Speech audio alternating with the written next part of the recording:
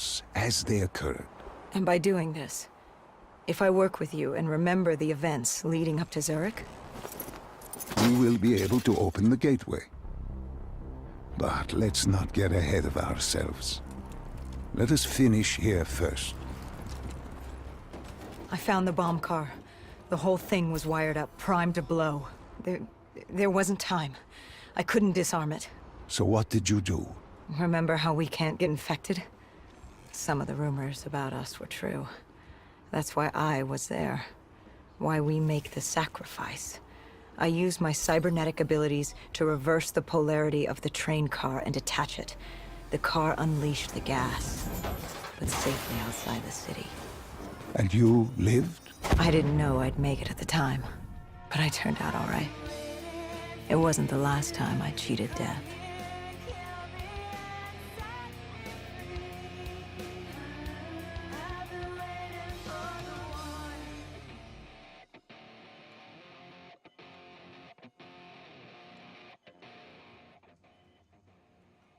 No.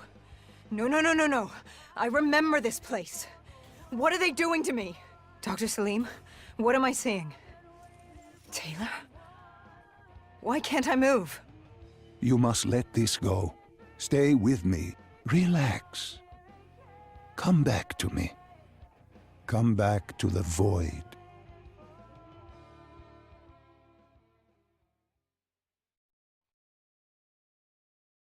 Can you hear me? Are you there? Yeah, I'm here.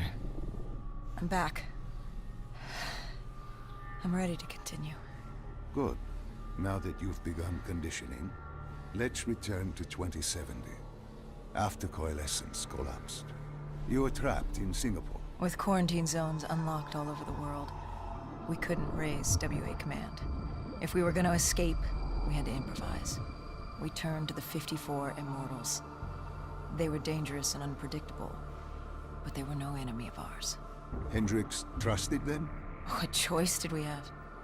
If we wanted out of Singapore, we had to go through the biodomes. We had to go through the Immortals.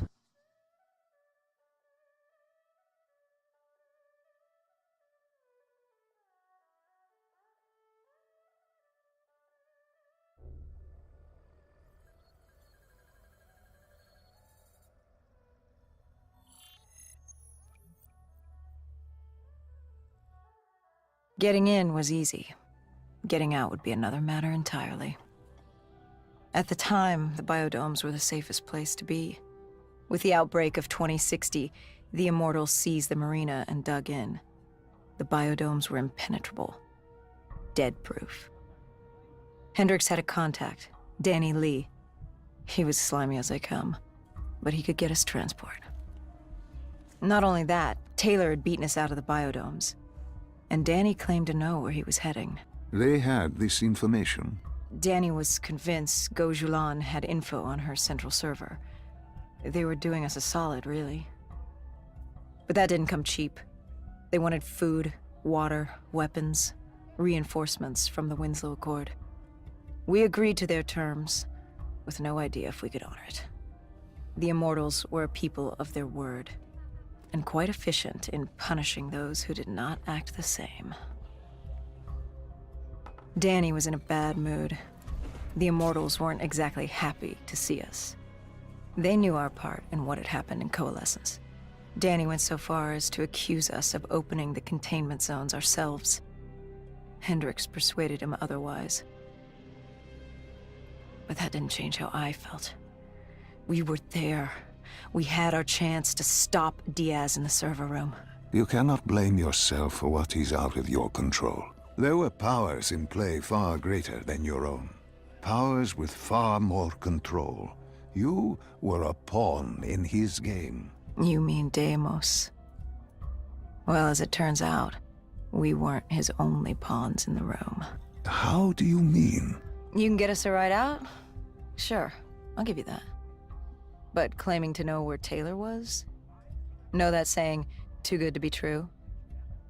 Something was wrong. There was something malevolent, malicious. I called Danny out. I wasn't too happy with that. But then again, we assumed he was just scared. The outbreak, now occurring worldwide, was unprecedented. We were all scared. Up till now, we'd become complacent. We got comfortable. The dead had stayed in their cage, and we kept pretending nothing had happened. Taylor and Diaz changed that. Pandemonium, riots, civil war, countries were already tearing themselves apart, in many cases before the dead even reached them. Danny wasn't scared. He was stalling. And it only took us another moment to find out why. The ghost siblings. Danny set you up. No. This was different. It was their eyes. Hollow. Empty. Void of life. Like they could see right through me. They all had it. Just like Diaz. It was only later we found out all higher-ups in the Immortals were outfitted with D&I. Like us. If only we'd known the part our own technology would play. The thing about dead killers, though, there's always a plan B. We had a robot squad in place, ready if the situation took a turn. Gojulan bolted before our robots got her. She was headed for the server room in Cloud Mountain, the only place we could put in the call from transport. It became quickly apparent that uninvited guests had joined the party in the biodomes. The dead were flooding into this safe haven. It was about to become hell on Earth. We had to move. We had to get to Cloud Mountain. How the undead got in. A forgotten open gate. A child's mistake. A poorly nailed board over a window. It didn't matter. It was spreading fast. We were already outnumbered 20 to 1. The remaining humans scrambling away. We locked in their homes. What happened in the server room? By the time we got there, Gojulan encrypted her hardware, locking us out of the central server. Hendricks stepped in, but we were a few seconds too late. Damage was done. Why did she lock you out? It didn't make any sense. Sure, we weren't on the best of terms, but this wasn't her. Something else made her do it. Something was controlling her. The encryption used a biometric hand scan. Hendricks tried to unlock it. But the Go siblings were smart. They'd set up an access system requiring both of their hands for authorization. And her brother was shredded with bullets back in the bar. We could hear the horde coming, and we only had one sibling. But she did have two hands. You chose to cut off her hand. Why? I hoped the biometrics were interchangeable, allowing the siblings to use either reader. If we were calling transport and getting out alive, it had to work. Lucky for us, it did. Hendricks interfaced with the system. He was able to raise WA command. We needed a ride out ASAP. They had a VTOL a few minutes out. Rendezvous was set for the top of the dome. But Hendricks wanted to know what Gojulan had on Taylor. Anything, even the smallest detail, would be helpful in picking up his trail. That would take some time. And time was something we didn't have. Hendricks searched the archives. I dealt with the incoming horde.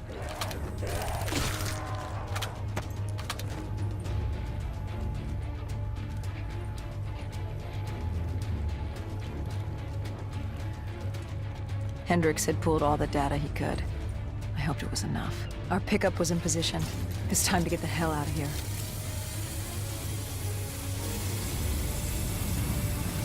Our bird wasn't alone in the sky. Our VTOL had caught the attention of an old automated wraith. We needed to find another way.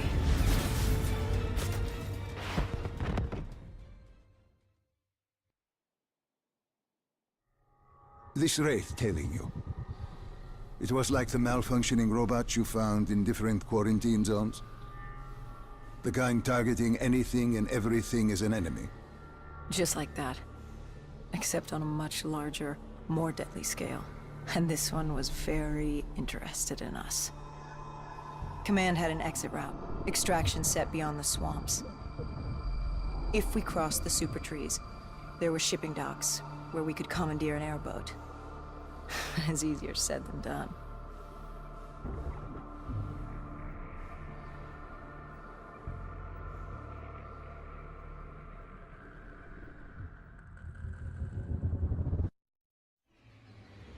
Between the flesh eaters and that wraith eyeing us, the super trees would be no walk in the park.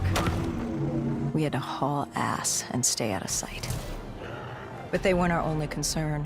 Winslow Accord picked up chatter ahead. Apparently, we weren't the only humans using the docks to escape.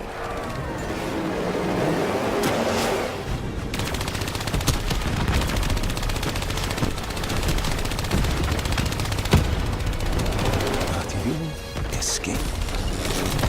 Our exfil was just ahead. We were getting out of sync. What about Taylor? What did Hendricks learn from the server? Nothing. It had been wiped. Taylor was in the wind. And the virus, 6115, wouldn't stop this time. The Winslow Accord and CDP had been thrown into chaos. We'd lost Hong Kong, Berlin, and Cairo. And it was just getting started. What would come next? How the world would change? There was no way to be ready for that.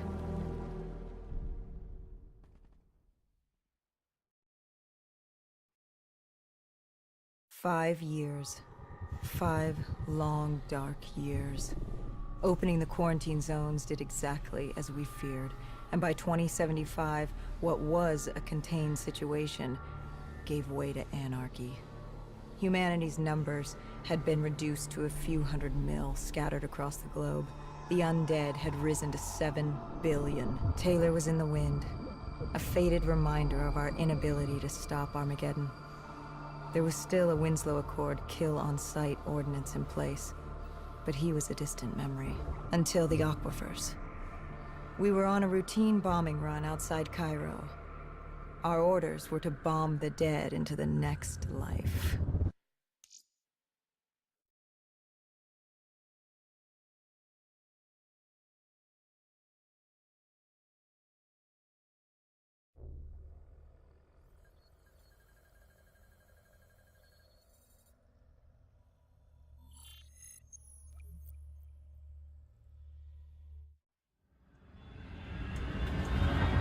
Our target was a Catardus colony. They'd taken over a refinery. It was a well-armed facility protecting them and the dead they worshipped. Top priority was to cut off their comms